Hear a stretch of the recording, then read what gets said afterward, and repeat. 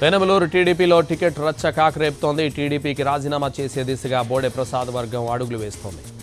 Ticket లేదని బోడే ప్రసాద్కు సమాచారం ఇచ్చింది టీడీపీ అధిష్టానం. దీంతో రాజీనామా చేసే ఆలోచనలో బోడే ప్రసాద్ ఉన్నారు.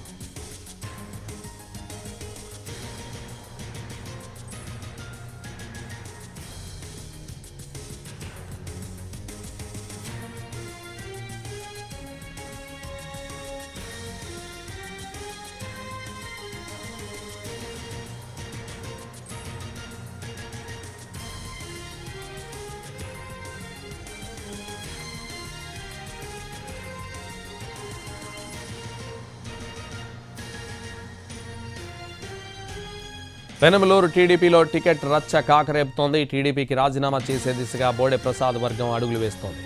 టికెట్ లేదని బోడే ప్రసాద్కు సమాచారం ఇచ్చింది టీడీపీ అధిష్టానం. దీంతో రాజీనామా చేసే ఆలోచనలో బోడే ప్రసాద్ ఉన్నారు.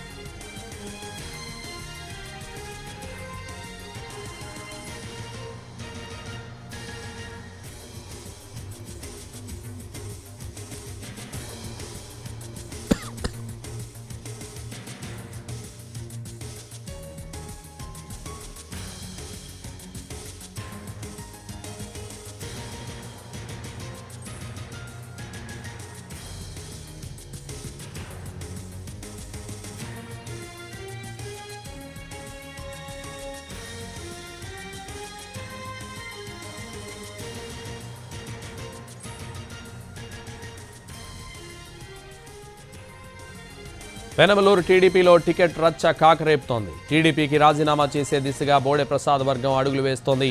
టికెట్ లేదని బోడే ప్రసాద్కు సమాచారం ఇచ్చింది టీడీపీ అధిష్టానం. దీంతో రాజీనామా చేసే ఆలోచనలో బోడే ప్రసాద్ ఉన్నారు.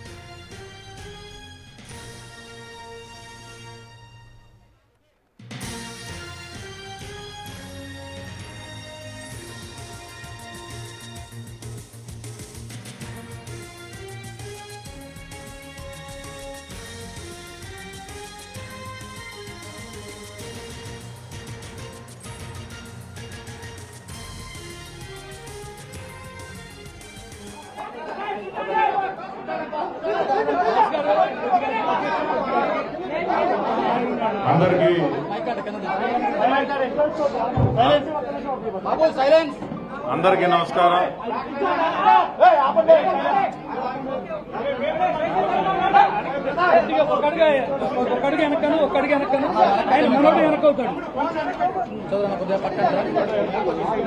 చంద్రబాబు నాయుడు గారి ఆశీస్సులతోటి 2014 నుంచి 19 దాకా శాసనసభ్యుడిగా చేశా. కానీ ఎటువంటి తప్పు చేయకుండా నియోజకవర్గంలో అభివృద్ధి కానీ సంక్షేమం కానీ సేవా కార్యక్రమాలు కానీ చేసుకుంటూ వెళ్ళా. ఎక్కడ చిన్న అవినీతి మరక కూడా అంటించుకోవాలా. రాజకీయంగా ప్రత్యర్థులు అనేకం మాట్లాడి ఉండొచ్చు, చాలా ఆరోపణలు కూడా చేశారు. కానీ నేను ప్రతిదీ కూడా ఖండించుకుంటా వచ్చా. ఈరోజు నియోజకవర్గంలో ప్రజలందరూ కూడా బోడే ప్రసాద్ అంటే ఒక నీతి నిజాయితీ గల మనిషి, ఎప్పుడు ప్రజల మధ్య మా మధ్య ఉండే మనిషి అని చెప్పి ఒక కుటుంబ సభ్యుడిలాగా నన్ను అందరూ కూడా భావించారు. ఈ 4.5 సంవత్సరాల్లో ఓడిపోయిన మొదటి క్షణం నుంచే ఉదయం నిద్ర లేవగానే నా గుండెని ఎవరో చేత్తో పిండేసినట్టుగా అంత బాధ అనిపించి ప్రజలు నా మీద విశ్వాసం లేక ఆ రోజున వ్యతిరేక గాలి అవ్వచ్చు, లేకపోతే జగన్మోహన్ రెడ్డి సానుభూతి అయి ఉండొచ్చు, ఆ రోజు ఓటమి పాలు చెందడం జరిగింది. నేను ప్రజల దగ్గరికి వెళ్ళి ఒకటే చెప్పా, తెలియక ఏదైనా తప్పు చేసి ఉంటే క్షమించండి, నాకు తెలిసి నేను ఏ తప్పు చేయలేదు. ఈ 4.5 సంవత్సరాలు, ఈ 5 సంవత్సరాలు కూడా నేను ఓడిపోయానని ఇంట్లో కూర్చున్నా కానీ మీరు ఎవరైనా ఏ పనున్నా నిర్భయంగా నా దగ్గరకు వచ్చి పని చేయించుకోండి అని చెప్పాను. ఆ రోజు నుంచి ఈ రోజు కూడా, ఈ రోజు వరకు కూడా, ఆఖరికి కరోనా సమయంలో కూడా అందరి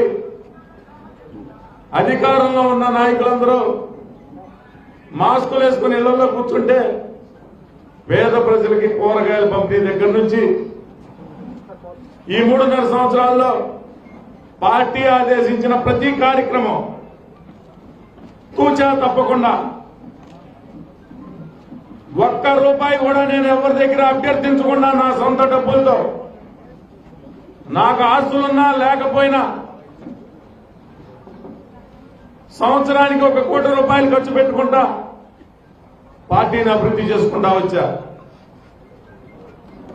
స్థానిక సంస్థల ఎన్నికల్లో సుమారుగా ₹1 కోటి ఖర్చు పెట్టా. లోకేష్ గారి పాదయాత్రలో ప్రజలందరికీ తెలుసు ఎంత ఖర్చు పెట్టి ఎంత చక్కగా విజయవంతం చేశామో. ఈ రాష్ట్రంలోనే ఒక రికార్డు సృష్టించాం.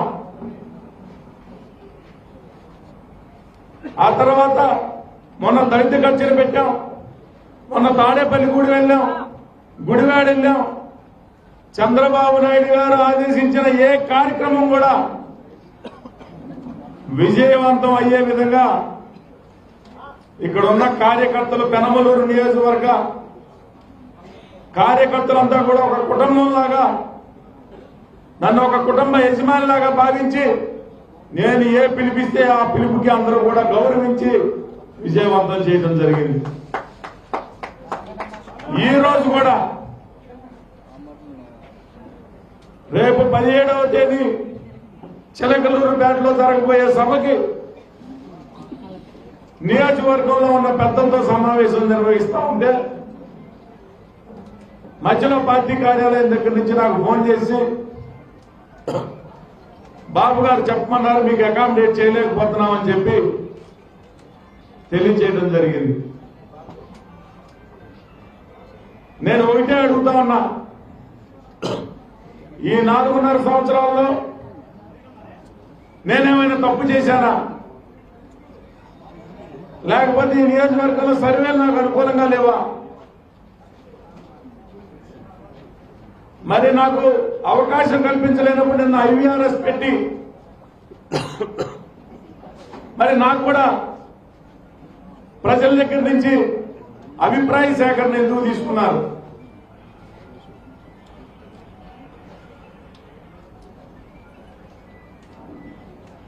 సర్వేలన్నీ బాగున్నాయి. ఆఖరికి IVRS లో కూడా 86% బోడే ప్రసాద్కి వచ్చిందని చెప్పి అందరూ కూడా చెప్పారు. నేను ఓడిపోయినప్పుడు కూడా బాధపడలా. ఈరోజు పెనమలూరు నియోజకవర్గంలో నీకు అవకాశం కల్పించట్లేదు అని చెప్తే నిజంగా నా గుండె కలిసి వేసింది. నేను నిజంగా చెప్తా ఉన్నా, ఈ 10 సంవత్సరాల్లో భార్య పిల్లలకి కూడా దూరంగా కనీసం కుటుంబంతో గడపలేని సమయాన్ని కూడా నేను ఇవ్వలేకపోయాను. పార్టీ కోసం అహర్నిశలు కృషి చేశాను. కనీసం ఇంట్లో భార్య చీర కొనుక్కోవాలనో నగ కొనుక్కోవాలని అడిగితేనే మనం తర్వాత ఎప్పుడైనా చేసుకోవచ్చు. మనం